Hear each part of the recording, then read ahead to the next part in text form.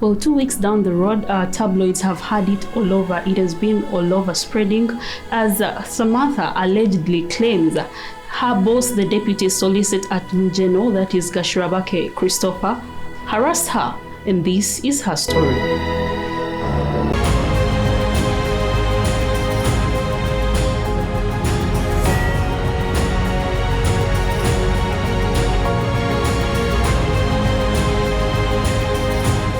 Sexual assault is never okay, although some survivors may stay silent for years before sharing their stories. You can't have put me through this all these years and you are ridiculing and intimidating me.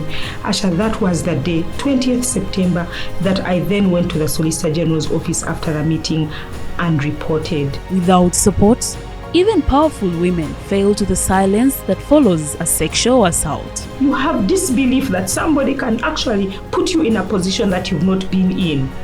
That man has put me through hell, Asha. Join us this weekend as we talk to Samantha Mwesigye, a state attorney from the Ministry of Justice, CEO at Trendy Sam Online Shoppers, who fell victim of her boss. Sunday on Her Moment from 5 to 6 p.m. with Asha Kulsum, only on Record TV.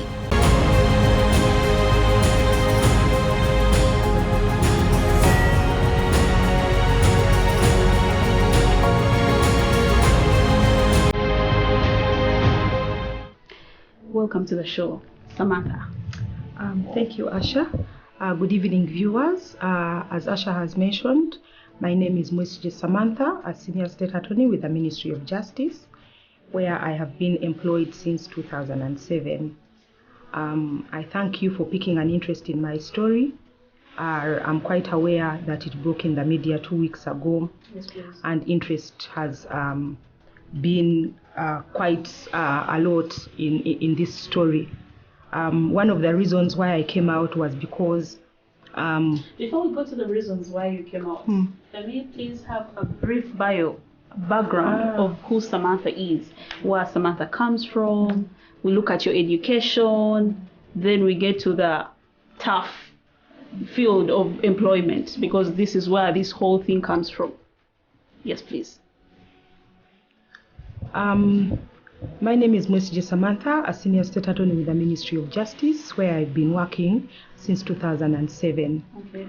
I'm a lawyer by profession, evidently, having pursued my Bachelor's of Laws from the University of Makerere. I joined in 2000. Prior to that, I was at St. Joseph's Girls Senior Secondary School in Zambia, where I studied both my O and A levels. And then proceeded to Makerere University. In 2005, I joined the Law Development Center to pursue my bar course, which is also called the Diploma in Legal Practice. While in LDC, that is when I first did my clerkship at the Ministry of Justice for a period of 3 months. You had asked me to introduce myself a bit, my personal life. Yes. I come from Busheni, in a place called Bumbire. My father is born from there. He died when I was 5. He was married to my mom, who comes from Rukunjiri district in Buyanja. And she bore 3 children. I happen to be the first of 3 children and the only girl. So the others are boys. The one who follows me is 2 years younger than me.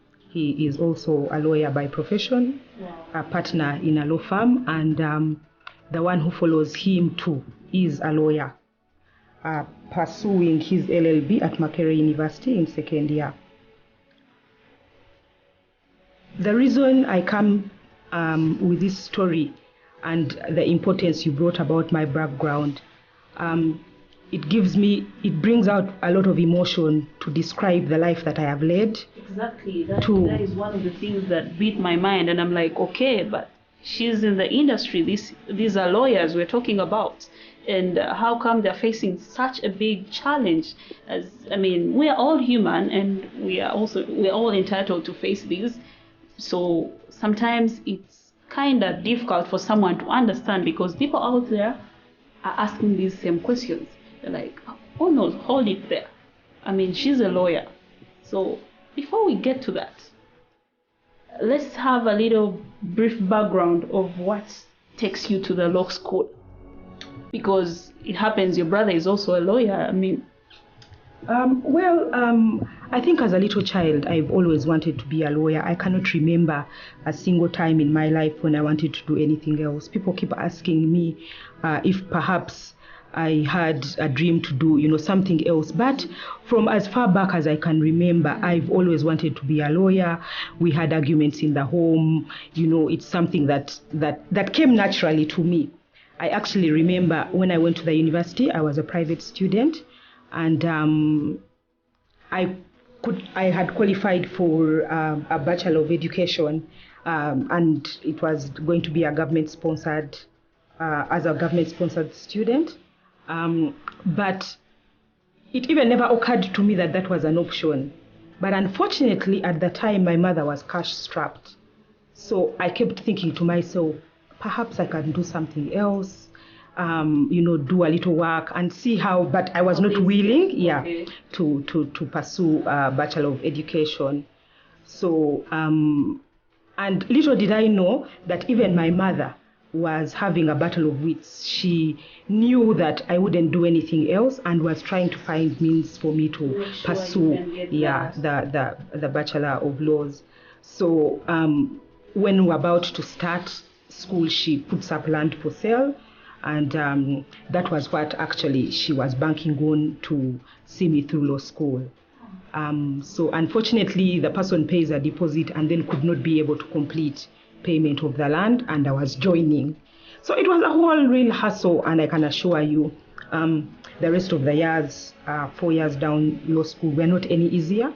I'm the kind of person who is hands-on. Like I said, I considered doing, work to be able to take myself through law school. And from S6 back, I was working. I had a job in Masindi, so I finished school, went to Masindi and worked. When I then got to the university, I still was able to work throughout law school.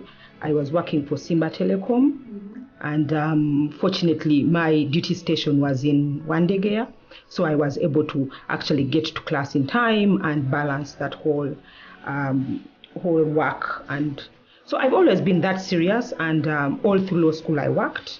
And proud to say I didn't get any retake.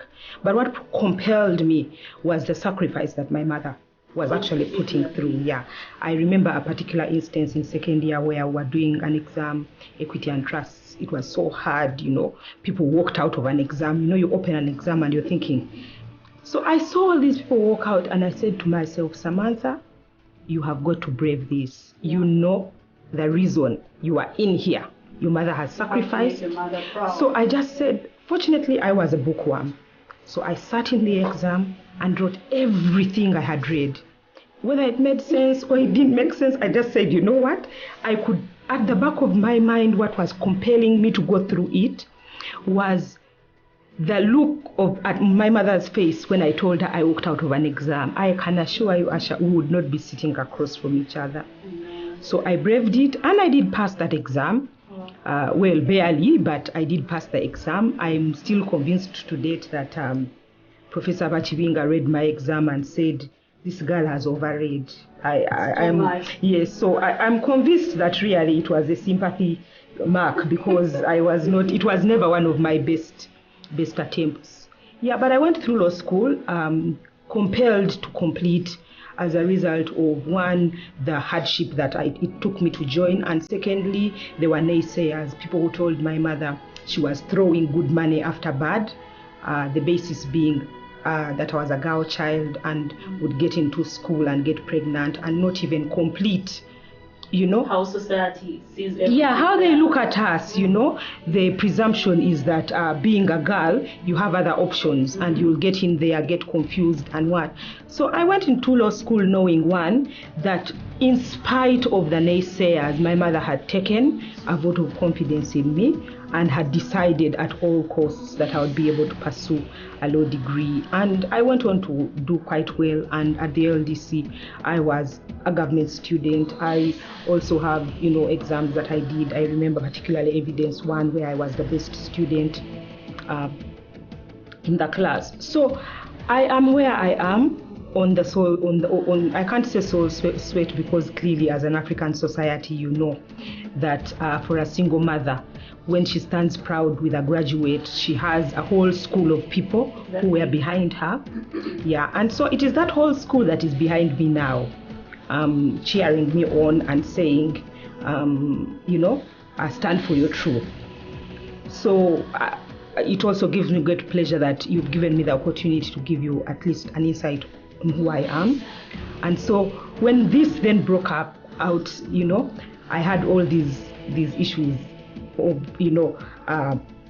coming into play about my character, etc. But I would like to tell your viewers that we're at a point where it is no longer about who I am or who he is. I keep telling people we're both seasoned lawyers. For him to be the Deputy Solicitor General, it's not an office that anyone can assume. You need a brilliant mind and somebody who is able to. So that is not in dispute. I hear things like, he's led the ICC team and etc. and he's brilliant, and as such, his enemies are using me. I want to look him in the face today and say, I didn't choose his enemies and I don't know them. He sexually harassed me, and it is as a result of that I then sought administrative redress within the ministry. I first wrote him an email on the 11th of June in 2018, where I sat down and chronicled what he had been putting me through all the years, and I said, enough is enough. You've been pursuing a sexual relationship with me, which is not something that I intend to have with you, and I'll never have with you. I ended by actually appealing to him as a doting father. He's a father of 2 girls himself, and saying, as a doting father, really, it goes without saying that were they the ones in this position, you would perhaps, So I thought by tugging at his heart that indeed he would let me be. Let's first do this before it gets worse. Yeah. So what actually happened is he then responds to that email and says, noted, was this missive required? Obviously, he is my boss. And Asha, unless you work in the civil service, you cannot know the difference, that we have towards our bosses. He is sir, he is madam. You don't, even in your phone, you save your supervisor as madam so-and-so. It's not something, there are these jokes of traditional women, like your husband calling you and they say Baganda women even kneel when she's receiving a phone call in the absence of. These are realities. These are the realities that we actually have in the public service. In the private sector, you can go to the MD and say hello. He meets you in the public service. It is not there. It is not there. You have strict structures. You're not able to interface with these people. Even if you have like a formal function, you will not mix and mingle. Mm-hmm. You will sit within the cocoons of your rank, sort of thing. Yeah. So anyways, he responded and said, noted, was this missive required? And obviously, first of all, that I had sent the email already and done this, everyone is asking, why wait all these years? Asha, he is supposed to be retiring next year. I kept telling myself, Samantha, you will go through this. He's about to leave. So it was never my intention to come out. And even at the point at which I did come out to send him that email, I was pushed to do so. I had been sharing with a lawyer friend of mine what I had been going through. And actually, I did not share with this person, like you go to tell somebody a secret. We had been doing negotiations together, some official work, and then we had become close. So one of these times he comes to the office, he was chasing something official, and comes to say hello. But he found me in a moment where I had just had a terrible time with Mr. Gash. He had just lambasted me and abused me. He had this thing whereby he used words, to belittle me. So he walks in and greets me, and I'm not, my usual self. So I greet him and he says, Samantha, what's happening? You're not your usual cheery self. Before I knew it, I broke down and cried. So he closes the door. I have an open door policy at work. And he asks me what is happening. So I tell him I've just had a rough time with my boss. He's, done this. And then he says, but why would you do that? I mean, if, for instance, you have done an assignment wrong, or, someone would guide, it would not, exactly. So, and because there were many missing gaps, it was not something he understood until I opened up and said, it is not actually about work. It's about him pursuing a relationship with me. Which relationship is not welcome. Yes. So when I tell him that, he says, no way. I've met this guy. He's a gentleman. And so we were not even able to have this discussion because he came to his defense very quickly and said, yeah. So I just let it be, and he gave me space and left. So now, much later, when he started, whenever he would send me WhatsApp messages or what, I'll take a screenshot and send to this friend.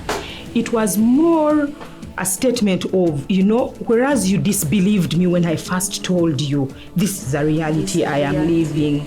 So it went on. Every time he would send me untoward messages, I would take a screenshot and send to this friend. So finally, one of the last messages I did send him last year was a message where he was asking to come see me at my place, and I ignored. So much later he says, Samantha, you've not responded to my message.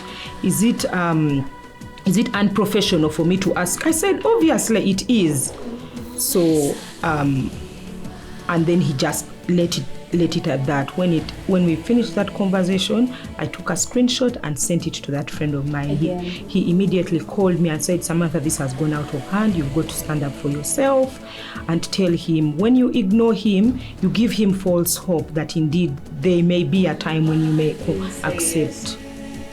So I was not willing to do so. So he tried to encourage me. It took a long time. So finally I said, okay, let me think about it. And much later, when I then decided I would do so, he had traveled. So he returns, and my friend kept asking me, so have you sent him the email? Have you sent him? So I didn't. But why I didn't send it is that he had these periods where he would be forceful about being into a relationship, and then I would refuse, and then he would be, so mean to me that it would become, unbearable.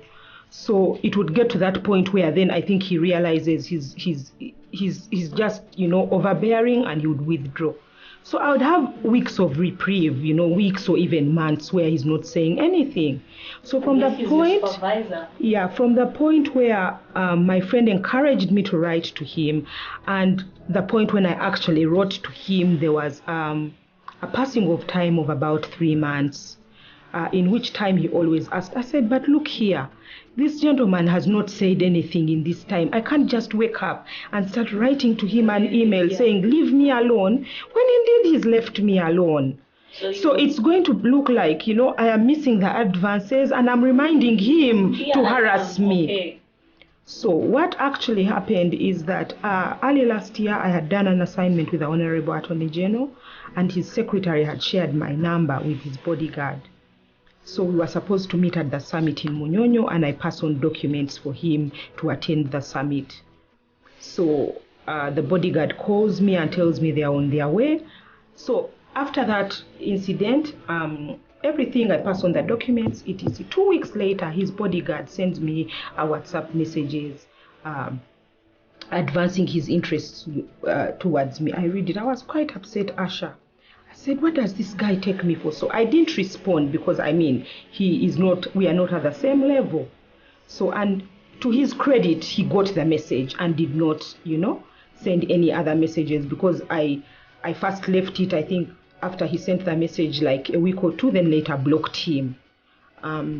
So that passed. Now, the reason as to why I was then able to write him an email was the Attorney General called me for a discussion, and while there, his secretary ask the bodyguard to do something. So when he steps away, I tell her, the last time you gave him my number, he actually 2 weeks later sent me messages, trying to hit on me, and she got livid. She's like, this guy should know his level. He should not have sent such a message.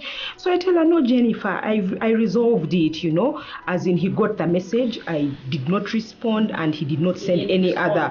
Yeah, he did not. So for me, as far as I'm concerned, this is months later, that thing, it ended. She said, no, Samantha, he could actually do it to another professional, so I need to inform the Attorney General. So when she said that, I knew definitely it would get to my boss, and because we have structures within the ministry. So when I finished seeing the Honorable Attorney General, I then went to see my director, as he was then, Mr. Gashirabake, whom I said, you will be hearing this because I've just shared with Jennifer and she has escalated this. So you are most likely to be brought into this. Then he was upset, said, how could this man do it? Doesn't he know you're a lawyer? And Asha, you cannot believe, not even hardly 3 minutes later, he turns and says, but Samantha, if you are with me, these people would not have the energy to do what? To actually send you such advances. Asha, I was upset. I just said, now see, I'm, just complaining about this. And so it was that very evening that I came home and penned down that email saying enough was enough. So 2 days later, he calls me to his office. We're discussing work. And then after he brought up the email, he actually tells me, Asha, that, when I walked into his office, he turns his computer and says, whenever he's bored, he turns to his computer and sees the love note that I wrote him, referring to the email where I was saying I had had enough. So I tell him, sir, this is not what has brought me to your office. He tells me, no, we have got to discuss this. So he goes on and says, how could you send all this? So I apologize. Like I've said, there is a lot of deference in the public service. I was even forced after that to apologize and say, I got overly emotional. Perhaps I overextended. So yeah, I did. Now, immediately after I apologized, he says, Samantha, there is no need for you to apologize. I can see that all it has taken on you, and I apologize. As your supervisor, I should never have advanced this. And he apologized, and Asha, I let it be. I even called my friend and said, because he needed to, he kept asking me, so what has happened? Because I was even fearing to go back to work. So those first 2 days, I would even lock myself in the office, as in, I didn't want him to see me. So anyways, this friend of mine, I then called him and tell him, oh yeah, we've had this. He says he's apologized to me. He said, well, Samantha, that's good enough. So you moving forward, just forgive him. And, which is what happened, Asha. So that is in June. So he travels to Cuba. That's June 2018. Yeah, 2018. When he travels to Cuba, I had a colleague of mine in the office whom I'd been telling what I'd been going through. So I share with her the email. I said, look here, I finally got the courage to stand up for myself and tell this guy enough is enough. She reads the email and says, oh my God, Samantha, how can you write to our boss like this? I mean, you shouldn't have, So this is someone I had gone to for solace, and she just, lambasted me. I shouldn't have spoken to her boss. So I just walk out of her office. Little did I know that she then told him, because a day after I had told her, he now responds with a longer email saying he realizes my accusations were grave and he needs to respond for the benefit of those I may show that email. Asha, when I saw that line, I just knew that my friend had actually told him what I had told her. So I didn't respond to that email. I just let it be. And months later, I then also traveled with another colleague whom I was with in law school. We were very close friends. So while we were there, we had, some issues, and I would leave the meetings and I would go to her room. One of these days, we are having a discussion, and she's talking about my department, how admirable it is, how we have all these opportunities, how we are having it easy. She has no idea what I'm going through.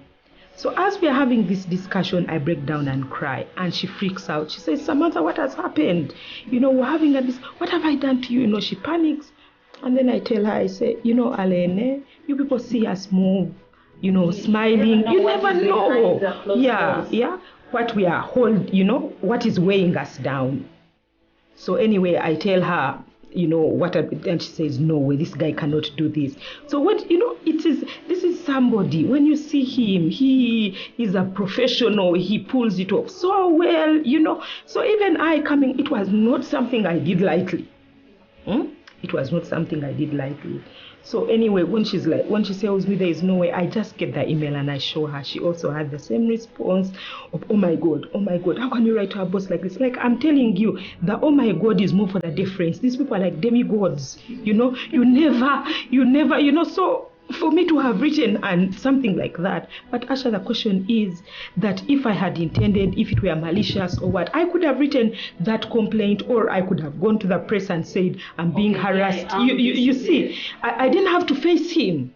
You see, for somebody to be malicious, you use other means, or I could have reported an official quote unquote frivolous, Because for the start you did not mention the names, but you were just the first print, whatever. Yeah, when I first engaged with the press, it was sort of a wake-up call to say, guys, this is it. There is a hole in the system. I've come to you several times. I've come to you. I'm actually here with my whatever. I needed to give you a chronology. So then that colleague of mine, when we returned from Bujumbura, goes and sees him and tells him they come from the same place in Kisoro. Meanwhile, I had told her, you cannot tell anyone, but she went and told him. So as a result of her telling him that she had seen the email, he then gets upset and calls a department meeting. So this is where everything started from.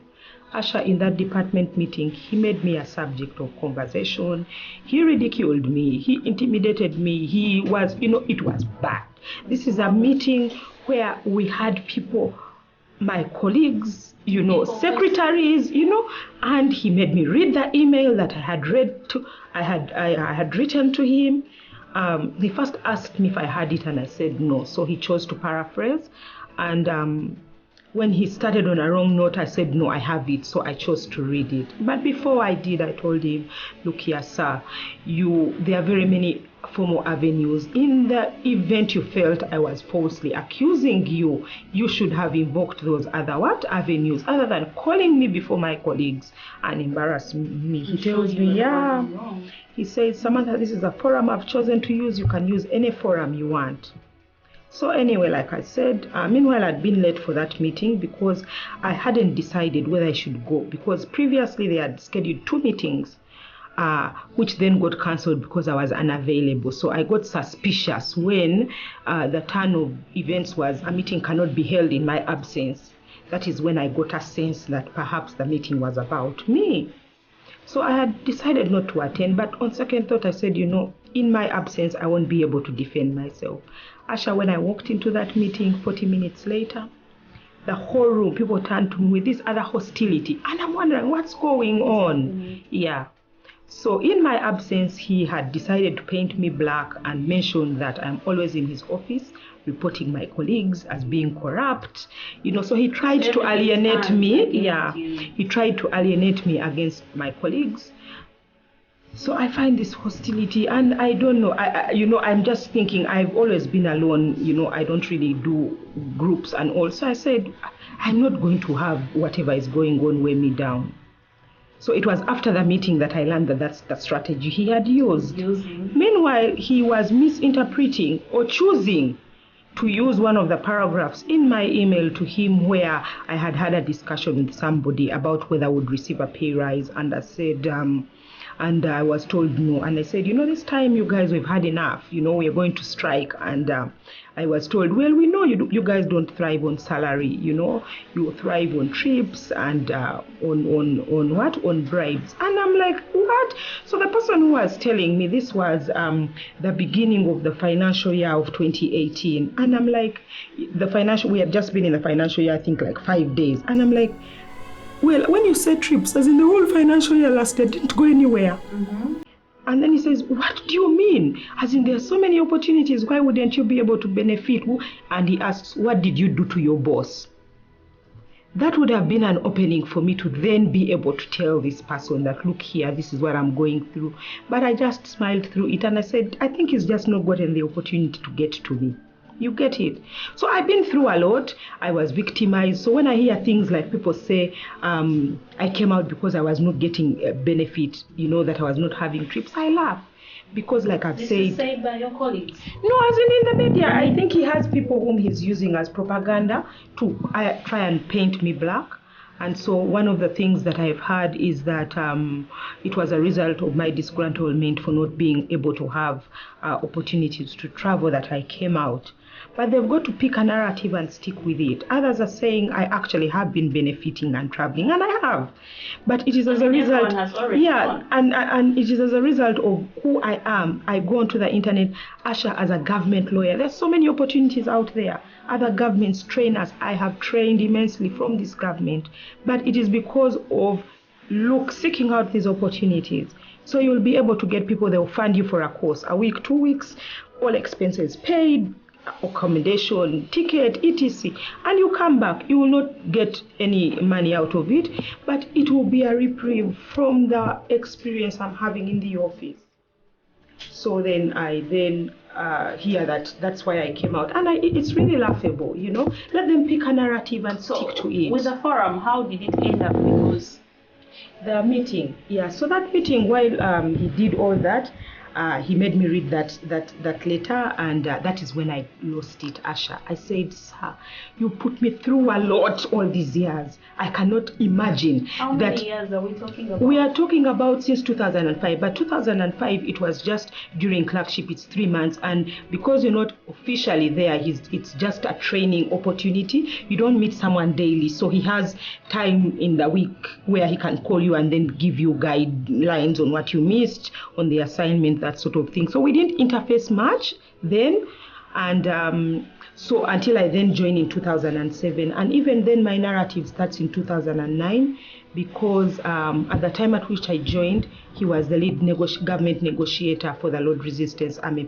peace talks with Madame Betty Bigombe.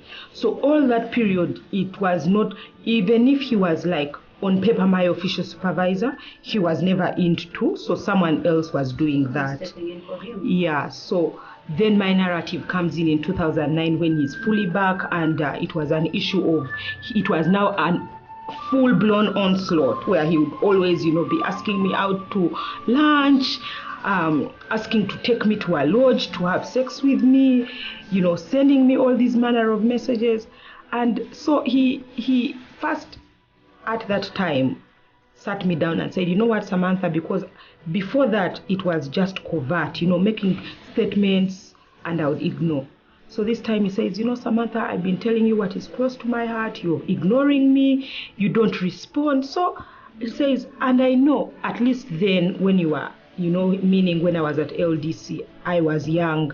So he said he excuses me then because perhaps I never perceived what he was saying, He says, but now I know for a fact you're a grown woman. So when I speak to you and open up my heart to you, you cannot ignore me. I said, well, sir, yeah. I said, as you've mentioned, I am indeed grown. And I had expected that likewise, since you're a grown man, my silence would be clear indication I am not interested. I said, be that as it may, since you failed to get it, I will tell it to you today. We'll never have a relationship because we work together, So anyway, that passes. But in that meeting, that is what I was telling him. You can't have put me through this all these years and you are ridiculing and intimidating me. Asha, that was the day, 20th September, that I then went to the Solicitor General's office after the meeting and reported. He asked me, obviously, why I'd never gone to him. But Asha, like I've said, when you're in the government service, you don't just go to your boss for anything, But even then, people keep condemning me and saying, how come if you faced that in clerkship, you then went back? Asha, you're a woman. How many times have you had this? Be it a tax tout, be it, as in everywhere we go, we hear these things. I go for government meetings. There is no single time when I go out there and I don't hear all these things. Some people even grow past. He pretends he's yawning. Then there's this infamous handshake where, they scratch your palm. We get all this. So the question is, which place is it safe for me to go to? When you see me seated in the Ministry of Justice and saying I have experienced sexual harassment over these years, it is simply because that is where I've been in employment. I'm not going to speak about people where I've gone, for instance, for a meeting and I'm just there for a few hours and I'm leaving. But even there, I have faced it. So I was supposed to quit and go to which organization that there isn't sexual harassment. You even see with the international organizations, this has been the case. I want people to look me in the face and tell me that I should live here, the Ministry of Justice, and go work I don't know where. Well, you will not find this. Yeah, they need to list for me one place, one employer where this is not happening. Perhaps I'll pursue that. You get it? So it upsets me no end for people to sit there and pass judgment and say she stayed there for all this time. It's now that she's not benefiting, that she's coming out. But the question is, I faced my tormentor. I told him I'd had enough. He said, noted. Why would someone say that? I mean, Asha, how many times have you been falsely accused? What is your first reaction? Yeah, to pick a call and tell somebody, why would you do this to me? You have disbelief that somebody can actually put you in a position that you've not been in. That man has put me through hell, Asha. And when I see people say all these things, I really get upset because one, men out there keep saying things like, how are we going to find our wives if we cannot speak to them before they are women, and you do not have a right to speak to me like trash before you marry me. You don't. And if I am not interested, I am not interested. Others are saying because I'm a lawyer, we are difficult, the best approach is to be forceful. I tell you, as God is my witness, should anyone try to pass those jokes again, enough is enough. Asha, that man has put me through a lot. I've shared WhatsApp messages. He would send me almost, even now when we started and they said we should put our phones in silent, my phone is always on silent. Because that guy would send me messages very early in the morning. Good morning, my dear friend. That's your boss? Yeah, he's my boss and I'm coming to office. Good morning, my dear friend. And I would respond like, an hour or so later because this is an ungodly hour. And I say, good morning, sir. For crying out loud, if I was in a relationship with him, would I address him as sir? No, please. So you see, there are all these things, the signs are there. I've even shared WhatsApp messages where he says he loves me, is he my father? Or if when I went to look for work, was that what had taken me? When I think of all the things that man has put me through, Asha. When I think about all the things that man has put me through, as in, even right now as I speak, it's coming to 5 months I've not been working. It is after all appeals. We are going to get talk about her not working for those 5 months later after this book.